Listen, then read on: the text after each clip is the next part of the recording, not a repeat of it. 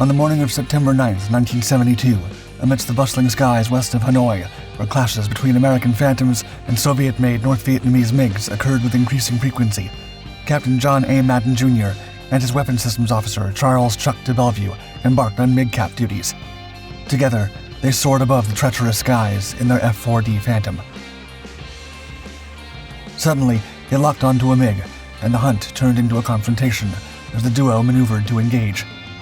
But while their target appeared within reach, the MiG pilot, adept at evasion tactics, detected their approach and swiftly accelerated away, eluding the Americans' pursuit. Before long, their radar revealed another opportunity: two unsuspecting MiG-19s, oblivious to the precision of the weapons systems officer. The duo quickly executed a slicing, low-speed yo-yo maneuver, positioning themselves behind the enemy aircraft. DeBellevue then fired an AIM-9 Sidewinder, detonating just 25 feet from one of the Soviet-made planes. Without delay, they targeted the second MiG, launching another Sidewinder. DeBellevue observed the missile hitting the MiG's tail, sending the aircraft hurtling towards the ground. As they returned to base, the adrenaline of the chase led them to believe they'd only shot the second MiG. Unbeknownst to them, they'd hit both. For Captain Madden, these triumphs marked his initiation into the elite circle of MiG hunters, securing his first and second victories. However, for Captain Chuck DeBellevue, that fateful day catapulted him into the spotlight as the war's foremost MiG destroyer, propelling him to ace status. And he was just getting started.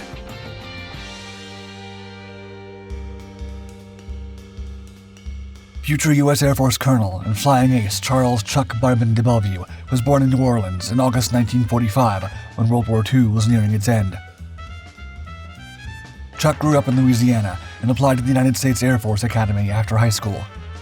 Unsuccessful in his attempt, Chuck then attended the University of Southwestern Louisiana instead in 1968, the very same year in which the war in Vietnam escalated, following the launch of North Vietnam's master plan to take over the South, the Tet Offensive. Following his graduation, as part of the AFROTC, or Air Force Reserve Officer Training Corps, he became a second lieutenant. Nonetheless, despite Chuck's efforts to earn his wings, he struggled to overcome undergraduate pilot training, or UPT. Resilient as ever, Chuck did not lose hope to one day reach the skies, and applied for undergraduate navigator training, or UNT, at Madler Air Force Base, California, in July 1969. Consistency finally paid off for the young American patriot, and he progressed through the ranks and courses, completing McDonnell Douglas F-4 Phantom II combat crew training at Davis-Monthan Air Force Base, Arizona. Chuck was ready to join the fight in Vietnam and was assigned to the 335th Tactical Fighter Squadron as an F-4D Phantom II Weapons Systems Officer, or WSO, commonly nicknamed WISOs. F-4 Phantom crews were two pilots. Backseat pilots, like Chuck, had throttle and stick controls, like the forward cockpit. He was also tasked with watching all the aircraft systems, looking for enemies, operating the weapons, and, as he would later say, quote, keep up a running commentary for the pilot. Chuck's approach would be integral to his later successes in Vietnam, alongside his fellow pilot and ace Steve Ritchie.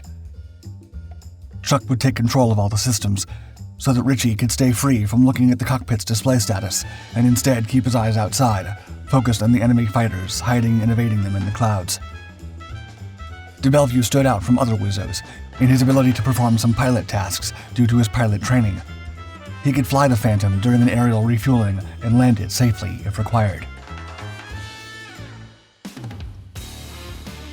In October 1971, Chuck was dispatched to Udom Royal Thai Air Force Base, Thailand, and joined the acclaimed 555th Triple Nickel Tactical Fighter Squadron, which would score 39 MiG shootdowns during its campaigns in Southeast Asia. WISO Chuck and Captain Ritchie were in command of one of the latest variants of the Phantom II, the F-4D, which incorporated several improvements over its predecessors, turning it into a lethal air predator. For instance, the fighter was equipped with the improved AN/APQ-109 radar system, enhancing the Phantom's air-to-air and air-to-ground targeting capabilities. It could also carry air-to-air weapons to quickly take down enemy MiGs, such as the AIM-7 Sparrow and AIM-9 Sidewinder missiles. If missiles were insufficient, the F-4 was armed with a Vulcan Gatling-style gun that could fire over 6,000 rounds a minute. With a supply of just 550 rounds, Chuck and Richie could empty their entire supply with an uninterrupted 3-second burst. Overall, the minor improvements made to the radar, avionics, and weaponry made the Phantom even more effective at establishing air superiority over the skies of Vietnam. Another advantage Chuck, Richie, and the rest of the Triple Nickel Squadron enjoyed was the introduction of the top-secret APX-80 electronic set to their F-4D Phantoms. Also known by its codename Combat Tree, this secret technology allowed the weapons systems officers to analyze the sky for specialized transponders built into enemy aircraft and prevent friendly fire incidents. Furthermore, Chuck could also identify and locate the enemy fighter from his cockpit, even when they were beyond his visual range. Despite this impressive advantage over enemy fighters, Phantom pilots were discouraged from engaging the enemy in dogfights. DeBellevue was told he could lose his F-4 against lighter, nimbler Soviet-made fighters. Instead, Chuck was told to strike down the enemy from afar with missiles, especially when engaging MiG-21s. Most of the victories Chuck and Richie would achieve in Vietnam would be, ironically, at close range. The two-man crew got their first mission assignment during the kickoff of Operation Linebacker 2. The aim was to slow the transportation of enemy supplies for the Easter Offensive, launched by North Vietnam, to take over the South in March 1972. Chuck and Richie were part of one of two F-4 combat air patrols for the morning of May 10, 1972. 3 patrol aircraft were equipped with Combat Tree, which had proven effective after Major Robert Lodge and his Wizzo Loker had scored a victory days before. At 9:42 a.m., Lockheed EC-121 Warning Star aircraft picked up enemy MiG-21s flying over Laos, and the F-4 Phantoms from Oyster Combat Group scrambled to intercept them as fast as possible, Chuck and Richie among them. The Phantoms charged toward the Soviet MiG-21s like lightning strikes. Their Vulcan guns roared, and tracers illuminated the sky as the MiGs attempted to dodge the incoming fire. But the Phantoms pressed on, quickly gaining the upper hand with their secret Combat Tree technology. Soon, 3 MiGs erupted in fire and went down. Moments later, one of the Phantoms was caught by the surviving MiG-21. Aces Major Lodge and Loker were shot down. Lodge was taken by enemy fire, but Loker successfully ejected. While this occurred, Richie and Chuck rolled in behind the enemy fighter and furiously launched 2 AIM-7 Sparrow missiles. The first missed, but the second scored, turning the Soviet fighter into a pile of smoke and fire and avenging Major Lodge.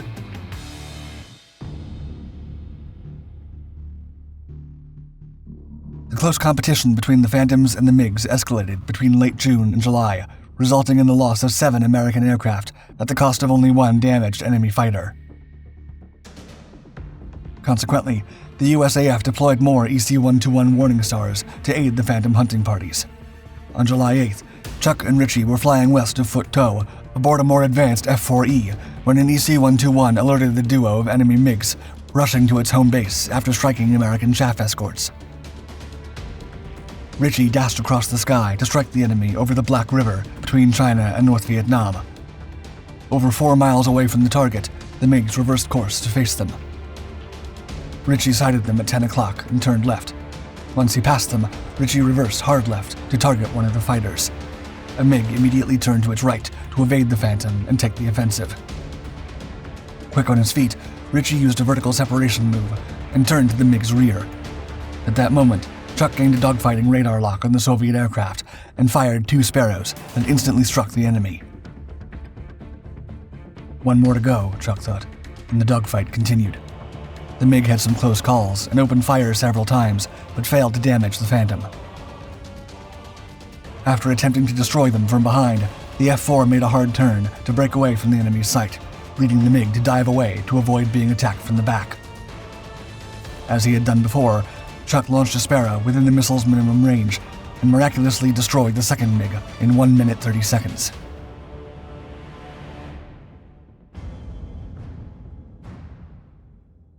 Chuck's 4th and Richie's 5th air victory occurred on August 28, 1972.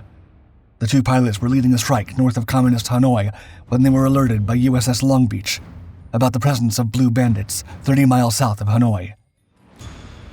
Eager for combat, Richie climbed to 15,000 feet and approached the designated area. Moments later, under the foggy sky, Chuck picked up several MiGs on his radar. The top-secret combat tree indicated they were 10 miles behind a friendly air unit returning to base. Chuck desperately warned the USAF unit that the enemy was going after them. When the MiGs were 25,000 feet close to the USAF unit returning to base, Ritchie ordered them to light afterburners to escape the combat zone. Mere seconds later, the duo sighted the first MiG flying in the opposite direction. The game was on. Chuck focused while Ritchie attacked in a climbing curve to get behind the MiG-21. Ritchie launched 2 Sparrows over 4 miles away from the target, but failed to hit the mark. Pursuing the MiG was no easy task, but the Phantom went after it at top speed. Constantly tracking the enemy fighter, Ritchie spotted it by the contrail left behind and fired his 2 remaining Sparrows. One missed, but it forced the MiG to make a hard turn, shortening the range and allowing the second to connect, destroying it instantly. Both men had achieved victory once again. As part of a 2-seat F-4 crew, both pilot and Wizzo received credit.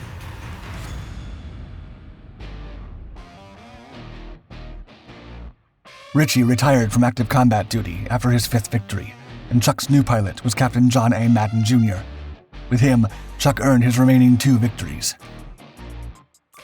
Chuck recalls his last 2 victories in the book The United States Air Force in Southeast Asia, 1965 to 1973, Aces and Aerial Victories. He remembers, quote, "We acquired the MiGs on radar and positioned them as we picked them up visually. We used a slicing low-speed yo-yo to position behind the MiG-19s and started turning hard with them. We fired one AIM-9 Sidewinder missile, which detonated 25 feet from one of the MiG-19s. We switched the attack to the other MiG-19, and 1 turn later, we fired an AIM-9 at him. I observed the missile impact the tail of the MiG. The MiG continued normally for the next few seconds, then began a slow roll and spiraled downward, impacting the ground with a large fireball." During his final combat mission, Chuck and his flight were running low on fuel and feared they would be unable to rendezvous with the tanker. Still, they decided to head straight for their home base. To conserve fuel, they climbed to 47,000 feet, which allowed for the most efficient cruising altitude for the F-4 aircraft, which burned a minimum of 100 pounds of fuel per minute. He told Air Force magazine, quote, "We were not supposed to fly over Laos, which was in the direct path. The group kept gear up until the last minute, then dropped the gear and landed almost at flameout." He recalled that after accumulating his air victories, intelligence later revealed to him that enemy pilots knew who they were and were being sent specifically to take down the USAF's leading aviators. In the interview with Air Force magazine, the ace mentioned, quote, "They practiced every day for us. They knew who they were fighting. Intelligence had also color-coded enemy pilots as inexperienced or skilled, and those sent after the US were coded green, meaning aces." During the Southeast Asian conflict, Chuck achieved 6 victories across 96 missions over North Vietnam, participating in a total of 220 combat sorties and accumulating 550 hours of combat flight time throughout his service. He was awarded 3 Silver Stars and 6 awards of the Distinguished Flying Cross. He accomplished all of his victories between May and September 1972. Chuck DeBellevue became one of only 5 Americans who achieved ace status during the Vietnam War, and the first as a weapons systems officer. His 6 victories made him the highest scoring ace of the entire war.